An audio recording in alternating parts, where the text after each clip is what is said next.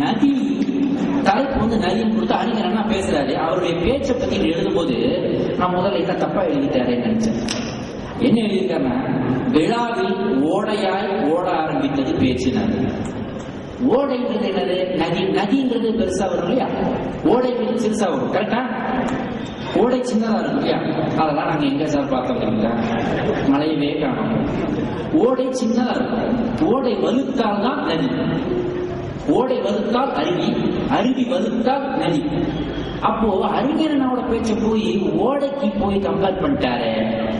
மாட்டிட்டாரா கலாம், நம்ம ராம்கமால் மாட்டிட்டாரான்னு நினைச்சேன்.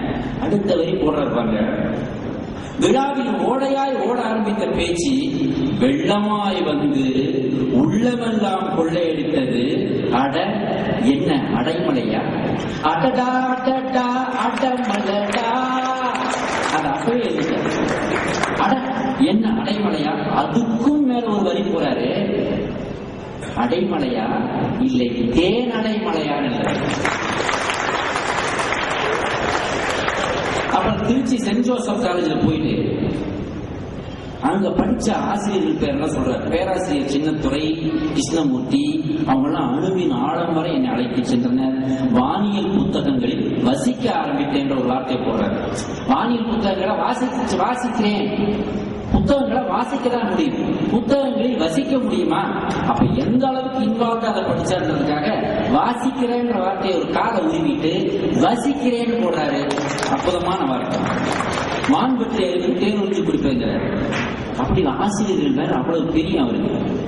ஒரு பையன் வாத்தியார்ட்ட சொன்னான், சார் நீங்க எனக்கு அம்மா மாதிரி சார். வாத்தியாருக்கு ரொம்ப சந்தோஷம். என்னப்பா திடீர்னு இப்படி சொல்றது? ஆமா சார், எங்க அம்மா ஒரு 10 நிமிஷம், எங்க அம்மாவும் ஒருபடி மேல சார். எங்க அம்மா 10 நிமிஷம் தாலாட்டு பாடினாரா சார் தூக்கம் வரும். நீ கிளாஸ் ஆரம்பிச்ச 2 நிமிஷத்திலேயே அத்தனை பேரையும் தூங்க வைக்கல ஐயா. எங்க அம்மாவோட நீ ஒருபடி மேல. அப்படிப்பட்ட ஸ்டூடெண்ட்களுக்கு மத்தியில இப்படி ஒரு ஸ்டூடெண்ட் அப்துல் கலாம் இருந்திருக்கிறாங்க. பணத்தட்டுப்பாடை பத்தி ஒரு இடத்துல சரி சூப்பரா எழுதியிருக்காங்க. அதாவது என்ன இருந்தாலும் இவரை படிக்க வைப்பது என்பது கஷ்டமான குடும்பம். ஒரு மீனவ குடும்ப, படகு செய்யும் குடும்பத்திலிருந்து பிறந்து வந்து படிக்கிற ஒரு மிடில் கிளாஸ் வாழ்க்கைன்னு வைங்க. அப்போ வந்து அங்க வந்து படிக்கும் பொழுது பணத்தட்டுப்பாடு வரும்பொழுதுலாம் நான் வெஜிடேரியனா இருக்கிறவங்க வெஜிடேரியனா மாறிக்கிறாங்க, செலவு பண்ண முடியல. அதனால வந்து என்னன்னாக்க அதை எப்படி எழுதுறாரு பாருங்க. பணத்தட்டுப்பாடு வந்த போது என் தட்டு மாறியது, ஆம் அசைவத்தட்டு சைவத்தட்டாய் மாறியது. எனக்கு கூட பணத்தட்டுப்பாடு வந்தப்போ என் தட்டும் மாறிச்சு. ஏதாவது படத்தை பார்த்துருக்கீங்களா? சிக்கன் பிரியாணிக்கு பதிலாக காக்கா பிரியாணி சார். நிதி பற்றாக்குறை, அடுத்த வரி பாருங்க. நிதி பற்றாக்குறை வந்த பொழுது வந்தாலும் பணம் இல்ல பையன்ட்ட, ஆனா அதுக்காக ஆசிரியர்கள் வந்து அவன் படிப்பை நிறுத்துறாங்க. நிதி பற்றாக்குறை வந்தாலும் மதிப்பற்றாக்குறை வராமல் பார்த்துக் கொண்டார்கள் என் மதிப்பிற்குரிய ஆசிரியர்கள். ஒரு வாத்தியாரு ஸ்கூல் முடிஞ்சு டீ கடையில டீ சாப்பிட்டு இருக்காரு ஃப்ரெண்டோட, இன்னொரு வாத்தியாரோட. அப்ப அவட்ட படிச்ச பையன் நல்ல பெரிய ஆள் ஆயிட்டான். இப்போ முந்தி படிச்ச பையன் கார்ல போய்கிட்டு.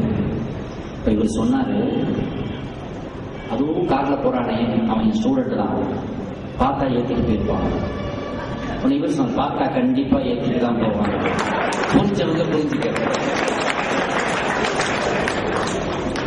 அப்போ எப்பெல்லாம் கஷ்டம் வரும் பொழுதும் அப்போ வந்து அவங்க சிஸ்டர் ஜொஹாரா, ஸ்பெல் கரெக்டா, ஸ்பெல்லிங் இஸ் ரைட்.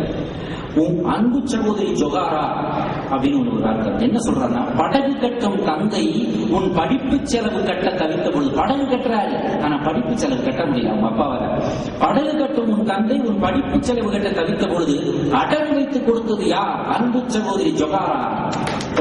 ஒரு சிஸ்டரை ஞாபகப்படுத்துறாரு. அதை அற்புதமா இவர் எடுத்து சொல்றாரு. அப்போ இவர் சொல்றாரு, எல்லாருக்கும் ஞான விளக்கு, அறிவு விளக்கு கொடுக்க போற அப்துல் கலாம் ஒரு மாபெரும் ஞான விளக்கு. அதை பத்தி சொல்றாரு, உருக்கும் புயலில் விளக்கு நடுங்குவதா? புயல் அடிச்சதுக்காக விளக்கு அணைஞ்சிடக்கூடாது, இந்த விளக்கு அணையக்கூடாது அப்படின்றத உருக்கும் புயலில் விளக்கு நடுங்குவதான்னு கேட்கிறாரு. அதுக்கப்புறம் மெட்ராஸ் ஐஐடி MIT வந்திருக்கிறாரு. அங்க பார்த்தா ஸ்பாண்டல் பண்டலை நரசிங்கராவ் வாத்தியாரை பத்தி எல்லாம் சொல்றாரு. அது இந்த நரசிங்கராவ் உண்மையில நரசிங்கராவ் தான் போல தெரியுது. ரொம்ப அப்துல் கலாம் சார் டார்ச்சர் பண்ணிருக்கிறாரு. அது என்னன்னா ஒரு விமான வரைபடத்தை வரைஞ்சு இப்ப இந்த டைம் கம்மி டைம் ஒரு விமானத்தை சுத்தி பார்க்கறதுக்கே டைம் ஆகுங்க. விமான வரைபடத்தை கம்மியான டைமுக்குள்ள நீ வரைஞ்சு எனக்கு கொடுன்னு கேட்கிறாரு. அப்ப இல்லாட்டி வரைஞ்சு கொடுக்க முடியலன்னா உன்னுடைய ஸ்காலர்ஷிப்பை நிப்பாட்டிடுவேன், உனக்கு கொடுக்கப்படுகிற உதவித்தொகையை நிப்பாட்டிடுவேன் பயன்படுத்துறாரு. உடனே அல்லும் பகலும் உழைக்கிறாரு அப்துல் கலாம் ஐயா அவர்கள். உழைத்து அதை கொண்டே கொடுத்து நல்ல பேர் வாங்கும்போது அவர் சொல்றாரு, மாத்தி தீர்மானிப்பை கொடுத்து அதை காணும். அவர் சொல்றாரு, இந்த நான் உன்னை கஷ்டப்படுத்துறது தெரியுமா, இந்த உளைச்சல் அந்த விளைச்சலுக்காக. எப்படி வார்த்தை கூட பாருங்க, மன உளைச்சலை போட்டு உண்மைதான், ஆனா ரிசல்ட் சூப்பரா இருக்குல்ல, அதான் வாத்தியார். இந்த உளைச்சல் அந்த விளைச்சலுக்காக அப்படின்ற வார்த்தையை நான் கூட வாத்தியார் வந்து அப்துல் கலாம் சார் டார்ச்சர் பண்ணாரு. பட் சில ஸ்டூடெண்ட் இருக்காங்க வாத்தியார் டார்ச்சர் பண்ணாரு. எப்படி தெரியுமா, நைட் 12 மணிக்கு போன் பண்ணி எனக்கு ஒரு டவுட் சார், அவங்கள கேட்பான். இல்லை சார் லேட் நைட் ஆயிடுச்சு சார், பரவாயில்லப்பா உன் அறிவிப்பு சீன் நினைச்சா என்னால தாங்க முடியல. இல்லை சார் உங்க ஒய்ஃப் கூட பக்கத்துல ஃபீல் பண்ணாங்க சார் நைட் லேட். பரவாயில்லப்பா அவ கிடக்குற அவளுக்கு என்ன தெரியும், நீ கேளுப்பா. சார் கேட்டுக்கலாமா சார், சும்மா கேளுப்பா. நீங்க வெறுந்தாசா லாட்டில் நமக்கு தாசா கேட்டா. அதுக்கப்புறம் அங்க இருக்கு டேராடூன். இந்த ஊரு சொல்லுங்க, பேர் சொல்லுங்க, டேராடூன் சொல்லுங்க. டேராடூன் சொல்லுங்க, கேட்கவே இல்லை. டேராடூனுக்கே கேட்டு டேராடூன் விமானப்படையில போய் அவருக்கு என்ன சின்ன வயசுல இருந்து எப்படியாவது விமானம் அது சம்பந்தப்பட்ட படிப்பு, விமானத்தில் விமானம் ஓட்டியா பறந்துறதுதான் அவருடைய கனவு. அவருடைய கனவே பார்க்க உயர்ந்ததா இருந்தது.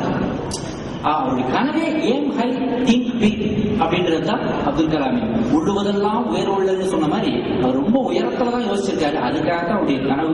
அங்க போய் பார்த்தா அங்க பீச பிடிக்கிறாரு. இவர் ரொம்ப ஆசைப்பட்டு போறாரு. அங்க பார்த்தா 25 பேருக்கு அழைப்பு, 25 பேர் போறாங்க. ஆனா அங்க மொத்தம் 8 பேர் தான் செலக்ட் பண்றாங்க. ஆனா இவர் எத்தனையாவது வராரு, 9வது வராரு. நான் 8 போட சொல்லி 7.5 போட்டு 8 போட்டதெல்லாம் வேற கதை. அவருக்கு ஏதாவது உட்காந்துருக்கா செல்முருகன் ஒரு கை போனது என்று கும்பிடுப்பா. அவங்க தான் நம்மளை வளர்த்து விட்டாங்க. இது 8 போடல 7.5 போடல 9 கொண்டாந்து கடவுள் 7.5 போட்டான். அப்ப இவருடைய வருத்தத்தை அப்ப என்ன அழகா சொல்றது பாருங்க. 8ஐ நோக்கி 9வது உயிர் வரை சுட்டது. 8ஐ நோக்கி இன்னும் ஒரு 8 வைத்திருக்கலாம், வெற்றி என்னும் பொட்டு வைத்திருக்கலாம். அதுவே பாருங்க கலாம் கலாம் போடுறாரு. 8ஐ நோக்கி இன்னும் ஒரு 8 வைத்திருக்கலாம், வெற்றி என்னும் பொட்டு வைத்திருக்கலாம் அப்படின்னு போடுறாரு. அதுக்கப்புறம்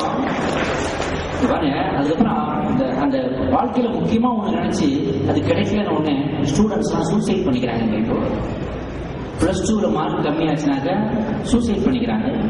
அப்பா கடித்து அம்மா திட்டினார், மனம் முடிந்து தற்கொலைன்னு போடுறான். ஆக அவ்வளவு தூரம் ஒரு குழந்தைய வளர்த்து ஒரு பரீட்சையில கம்மி மார்க் வாங்கினதுக்காக தற்கொலை பண்ணிட்டு, அப்ப அந்த அளவுக்கு தான் அப்பா அம்மா பாசமா, அந்த அளவுக்கு தான் அப்பா அம்மாவுக்கும் குழந்தைகளுக்கும் புரிதலா, அந்த அளவுக்கு தான் அந்த குழந்தைக்கு உலக வாழ்வை பற்றிய புரிதலான்னு கேள்வி எழுதுற நேரத்துல அப்ப இவருக்கு தன்னுடைய கனவுலாம் நொறுங்கி போய் அப்துல் கலாம் அவருடைய வருத்தத்தை எழுதுறாரு பாருங்க. முகத்திலும் அகத்திலும் வெறுமை, எப்போது புரியும் என் அருமை, துக்கத்தினால் நெஞ்சில் கருமை, தூரப்போகுமா இந்த கொடுமை, சாய்ந்த மரமானது நெஞ்சில், காய்ந்த மரமானது மனம். இதுதான் அவருடைய வருத்தம். நம்மளா இருந்தா எப்படி சொல்லிருப்போம்? நம்ம வருத்தத்தை சுத்த தமிழ்ன்றதுனால இப்படி சொன்னாங்க. எனக்கெல்லாம் அந்த மாதிரி கஷ்டம் வந்தா எப்போது சொல்ற மாதிரி அந்து அவலாயி நொந்து நூலாயி